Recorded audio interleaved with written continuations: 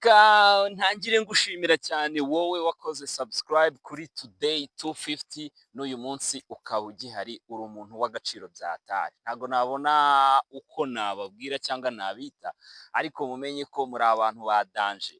Turi hano kubera mwebwe ubundi. Mudahari ntago twaba duhari. Uyu munsi ndifuza kubanza kubasobanurira ikintu kimwe. Hari hashize amezi 3 dutangije gahunda yo kubatembereza hirya no hino mu turere 30 twose tugize igihugu cyacu. Ni gahunda twatangiye, twari dufite intego y'uko uturere twose tugomba kutugeramo, ariko twahuye n'imbogamizi zigiye zitandukanye. Murabizi, twebwe ku isi icyo dukora ni ugupanga cyangwa guteganya, ariko Imana niyo iba ifite ijambo rya nyuma, kuko yo hari igihe usanga hari ibindi iri guteganya cyangwa yagutekerereje bitandukanye n'ibyo wowe uri gupanga cyangwa uri gutekereza, uri kugambirira gukora. Rero twaratangiye tuwa yitwaga dutemberane, still ntabwo byadukundiye kubera impamvu zigiye zitandukanye. Nifuzaga ko uyu munsi mbabwiraho mbere y'uko twongera gusubukura, bitewe n'uko hari haciyemo igihe kinini. Mu by'ukuri turabubaha, kuko buriya iyo wakoze subscribe uba uri uw'agaciro, ni uko uba washimye ko ukomeza kubana natwe, cyangwa wabonye ko ibintu turi gukora nyine biri interested, ukiyunguza ugakora subscribe. Ariko nyuma iyo ubibuze biba ikibazo n'iki. Niyo mpamvu rero navuze nti uyu munsi mbere y'uko dusubukura tuwa yacu n'izindi content zigiye zitandukanye zigiye kujya zica hano kuri Today 250, nagira ngo mbaganirize kuri aka kantu. Rero dutangiye tuwa twahuye n'imbogamizi zigiye zitandukanye, twahuye na challenge zigiye zitandukanye.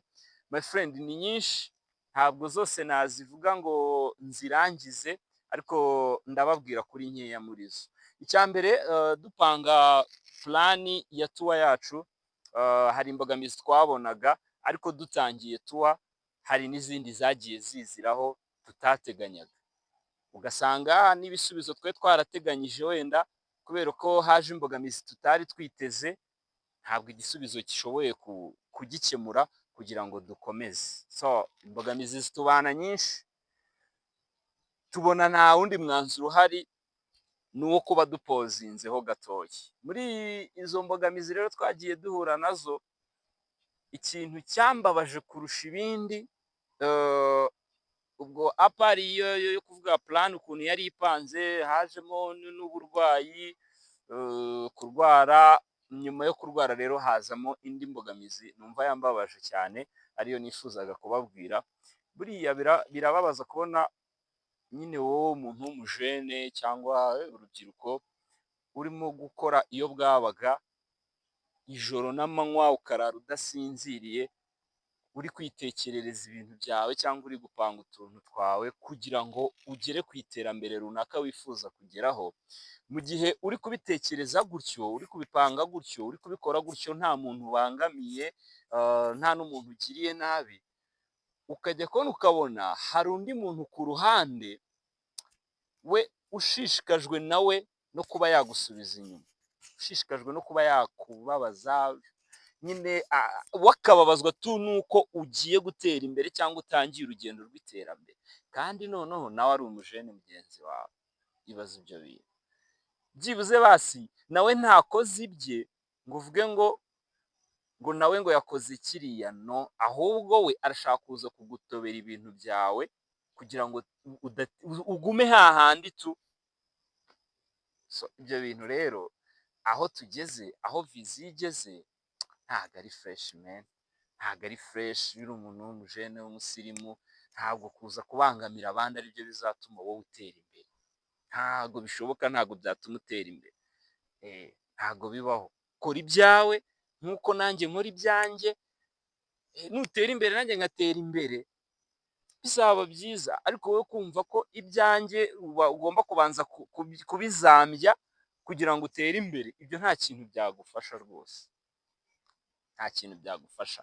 Hari umuntu wagerageje kudutwarira cano, ni ibintu tumaze iminsi duhangana nabyo, ntago biba byoroshye, ababizi kuri iyi mihanda bazi ibintu by'amacano murabizi, umuntu yashatse kuyitwara rwose ewana, ariko nyine kubera Imana kandi natwe tukaba turya imboga ntabwo byamworoheye, ntabwo byamukundiye kugeza ubwo twongeye tukayigarura ku murongo neza n'ibintu byose bisabwa, channel ikongera ikamera fresh, nta content n'imwe yigeze ivaho, nta kintu na kimwe bigeze bakuraho, ibintu byose twabisubije ku murongo neza, niyo mpamvu navuze nti kubera ukuntu byankoze ku mutima, ndavuga nti iri joro byibuze basi reka nkore video imwe abantu bongere babone ko duhari, ya tuwa twatangiye bitari ibihuha tu, byibuze banamenye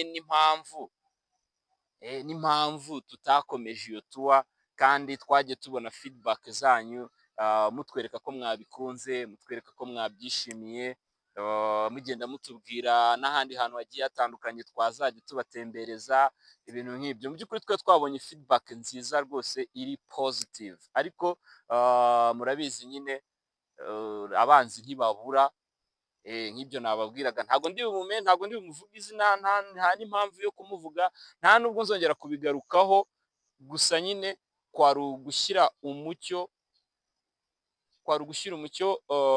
kuri gahunda zacu, kugira ngo n'abantu babimenye, batazagira ngo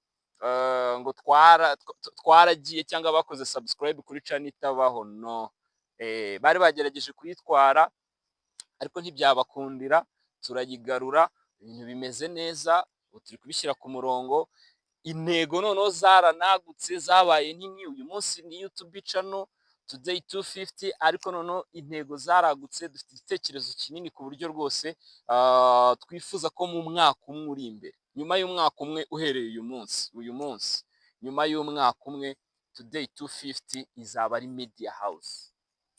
Ubu niyo ntego, noneho abahaters mwe mwiteguye noneho ko tugiye guhangana noneho bya nyabyo, ubwo namwe nyine nimba muri gutegura izindi kata zanyu zo kongera kugaruka kudutera, nta kibazo, ariko noneho ubu turiteguye bya nyabyo ko tugiye guhangana namwe, noneho urugamba nibwo turugiyemo neza na viziyo nini cyane, muzagenda mubibona, tuzagenda tubibabwira, byose intambwe yose uko bizajya bigenda muzajya mugenda mubibona, ariko intego nyamukuru niyo ngiyo, ni yuko dushaka kuyivana kuri YouTube channel tukayigira media house.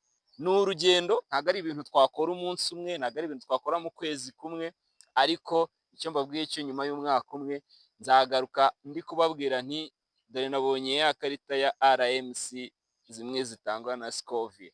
Iyo niyo gahunda, niyo ntego ubu ngubu tugiye gukoreraho, kandi ntabwo bizatuma na channel ivaho, no, channel izakomeza, ahubwo nyine umva tugiye kubyagura noneho ku rwego biba ikintu kinini cyane. So ngayo nguko rero mwakoze, kubera ukuntu numvaga nyine biri kunkora ku mutima tu, numvaga iri joro ntarara byibuze ntashyizeho video, kuko amezi atatu yari menshi, twahoraga dufite amatsiko y'umunsi tuzongera kugaruka, twahoraga twibaza ese tuzabigenza gute, uzi kuba waratangiye iyi channel, twayitangiye from zero, twayitangiriye hasi turayubaka, irazamuka iba monetize, tubona buri kimwe cyose, hatangira no kuzaho ubuceri bukeya n'iki, urumva ko ibintu byari bimaze kujya ku murongo, tuvuga tuti noneho reka twatake, mu gihe tugiye kwataka neza, bene ngango nabo bati natwe turi hano ntaho mujya, ariko kubera Imana nyine, mujye musenga guys, mujye musenga, buri Imana ni iya danje tu, Imana ni iya danje, ikoza Satani isoni, channel irongeye iragarutse. So numvaga uyu munsi ntarara ntabatembereje ahantu, ariko nyine kugira ngo tumbanze mbabwire ko twagarutse, nta bintu byinshi uyu munsi turi bujyemo, ngira ngo muri kubona n'inyuma yanjye ko hari amasaka, n'inyuma yanjye hari amasaka, ndabizi ko hari abantu benshi mwarimu yakumbuye no kubona amasaka, niyo mpamvu navuze nti uyu munsi reka njye kubikorera ahantu hadasanzwe, still n'ubundi gahunda ni yayindi, niyo kubatembereza, n'aha turi tuzahagaruka cyangwa tuzaberekana video zaho tuzanaberekana video zaho n'ibindi bigiye bitandukanye, ariko icy'ingenzi cya mbere cyari ukugira ngo mbanze mbamenyeshe ko twagarutse tumeze neza, ubu turi strong, ubuzima bwifashe neza na channel yacu imeze neza, ibintu bimeze fresh. Ubwo mwebwe ntimugiye kure, murumva ntabwo twese twakora content zimwe, ntabwo twese twakora ibintu bisa. Niyo mpamvu byibuze twe twagerageje kuvuga tuti reka ibi bintu byacu reka tubihindure, wenda tubijyane muri uyu murongo wenda kugira ngo bitaza gusa n'ibyabariye, ariko still n'ubundi ab'isi nyine kwa kari ab'isi, n'ubundi umuntu akaza kugutera ku bintu byawe kandi ibyo uri gukora nta hantu bihuriye n'ibye. Ariko nyine kubera ko Imana ariyo nkuru kandi twizera Imana, twizera Imana niyo tuba twishingikirijeho, nta muntu twishingikirizaho kuko turi ku isi kandi abantu b'isi namwe murabazi, so twe twishingikiriza ku Mana, niyo idufasha, niyo itugenera ibidukwiriye, n'ibindi byose izabiduhana nk'umugisha. So nimba ari ubwa mbere utubonye rero kora subscribe aho ngaho, kandi no kukazogera, ubundi buri video yose dushyizeho uzajya uhita uyibona. Ubu hagiye kuza ibintu byinshi, murabizi ko turi kwinjira muri sama, hari show nyinshi, hari amatuwa menshi y'ibyamamare, za Musanze, za Nyagatare, za hehe, aho hose tuzajya tuba duhari, turi kugenda tubatembereza, tubereka uko byifashe hirya no hino mu rwatubyaye, mu Rwanda rw'imisozi igihumbi. Niyo mpamvu twitwa Today 250 bivuga uyu munsi mu Rwanda. Today bivuga uyu munsi, 250 ni kode y'u Rwanda, iyo murabizi. So uyu munsi mu Rwanda bimeze bite? Uyu munsi mu Rwanda byifashe bite? Uyu munsi u Rwanda rugeze he? Uyu munsi u Rwanda hari kuvugwa ibiki? Uyu munsi mu Rwanda hari ayahe makuru? N'ibindi byinshi bigiye bitandukanye, ibikorwa by'iterambere, kudiscoveringa ahantu hashyashya mutari muzi, lifestyle yo mu mujyi uko biba bimeze,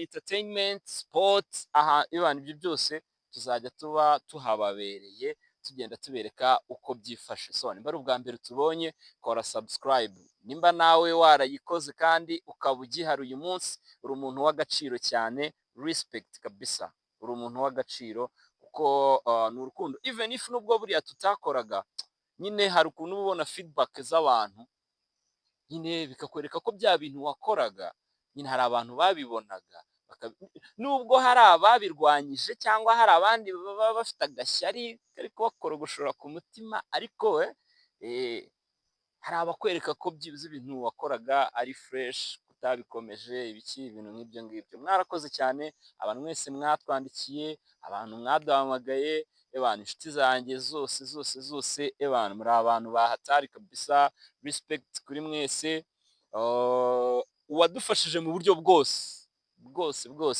wumve ko tugushimiye. Nawe wakoze subscribe kuba utaragiye, ni ukubera ko nyine uri umuntu w'agaciro. Hari igihe kigera, buriya abantu batabizi, hari igihe kigera kubera kutapulodinga channel bakayikuraho monetization. Icyo rero nicyo kintu umuntu aba atekereza, kumva umutima urenda guturika, ibintu naharaniye, ibintu na strugglingiye gute bigiye guhita biba zero aka kanya. Ariko kubera ko mwahagumye mutigeze mugenda, ntabwo iyo monetization bayikuyeho, ntabwo bayikuyeho, iracyahari. Noneho n'ikirenze, n'amavideo ariho views zagiye zizamuka, nubwo bitazamutse ku rugero byari biriho byazamukagaho, ariko twarabibonaga ko hari abantu bakeya bari kugenda bareba za video, nubwo hajemo iminsi bikagera aho bikibloka bigahagarara kubera abo bantu nyine bari barimo baratwataka, ariko igikuru nuko batsinzwe, satani yakojejwe isoni. Mwakoze cyane, nitwa Iva Eritien nk'uko bisanzwe, tugiye kongera kubana ku mihanda igiye itandukanye yo mu rw'imisozi igihumbi. Kuri kamera uwitwa Alpha, Alpha yakoze cyane, respect kabisa bro, respect, nawe wabigizemo uruhare rwa hatari, respect kabisa. N'abantu mwese mwakoze subscribe, muri abantu b'agaciro. Nawe niba ari ubwa mbere utubonye, kora subscribe, ubundi tujye tubana umunsi ku wundi, 5 kuri 5 kuri Today 250.